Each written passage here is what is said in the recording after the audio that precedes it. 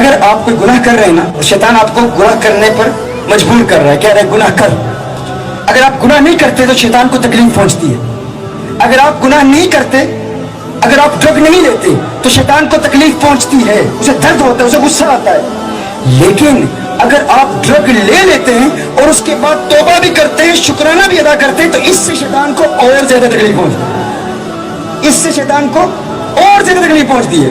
مجھے ایک بھائی نے کہا میں توبہ کرنا چاہتا ہوں. میں نے کہا ٹھیک ہے، میں تمہیں پریکٹیکل میتھڈ بتاتا ہوں، 4 رکعتیں پڑھنی ہے گناہوں سے بچنے کے لیے. اس نے کہا ٹھیک ہے.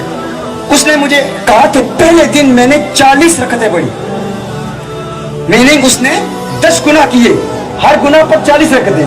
کہتے ہیں دوسرے دن 36، پھر 32. رفتہ رفتہ اب وہ وقت آیا ہے کہ اب 1 رکعت بھی نہیں پڑھتا. کیوں؟ وہ اس لیے شیطان جانتا ہے اگر شیطان کو اس بات کا علم ہو گیا نا، اگر شیطان کو اس بات کا یقین ہو گیا کہ اگر اس نے ڈرگ لے لیا تو پھر یہ مجھے مارے گا بھی، یہ بدلہ بھی لے گا، یہ ریونج لے گا، یہ رکے گا نہیں. ہم کہتے ہیں شیطان ایک مکہ مارے نا تو اب گر نہ جاؤ، گر کے لیٹ نہ جاؤ. Given up, it's impossible, I can't make توبہ، I can't refrain from this, I am addicted to this, it's impossible. نہیں، اٹھو. وہ 1 مارے تو تم اسے 10 مارو، کم از کم 4 تو مارو نا. اس نے آپ کو ڈرگز پینے پر مجبور کیا، آپ اٹھ کر فوراً 4 رکعتیں ادا کریں. اس کا فائدہ کیا ہوگا؟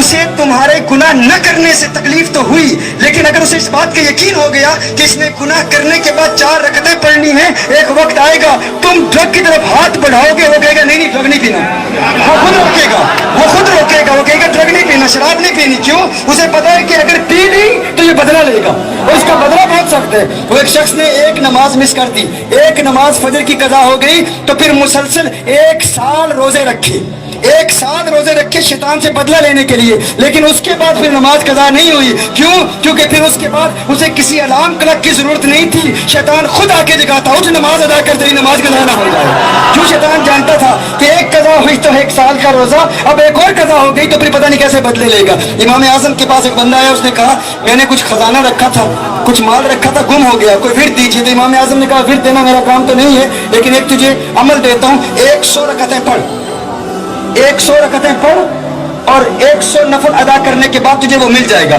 ابھی اس نے چند رکعتیں ہی رات پڑھی تھی کہ یاد آ گیا کہ خزانہ میں نے کہاں چھپایا تھا، وہ دولت میں نے کہاں چھپائی تھی.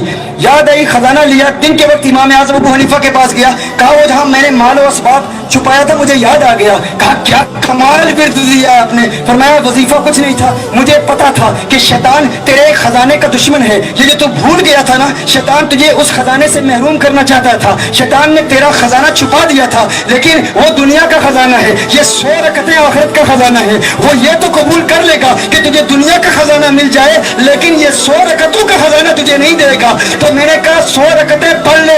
اگر تو 100 رکعتیں پڑھے گا اس یقین کے ساتھ خزانہ نہ ملا تو پوری ادا کروں گا، تو وہ شیطان جس نے تجھے بھلا دیا تھا وہ خزانہ رکھا کہاں ہے وہ خود یاد دلا دے گا. لیکن میں تجھ سے پوچھنا چاہتا ہوں کیا تو نے 100 رکعتیں پڑھی تھی؟ اس نے کہا نہیں حضرت. جب وہ یاد آ گیا تو پھر میں نے 100 رکعتیں چھوڑ دی. کہا شیطان سے مقابلہ کرنے کا طریقہ یہ تھا کہ دنیا کا خزانہ مل گیا ہے تو اب اس سے بدلہ لیتا، آخرت کا خزانہ بھی حاصل کرتا اور 100 رکعتیں پوری کرتا.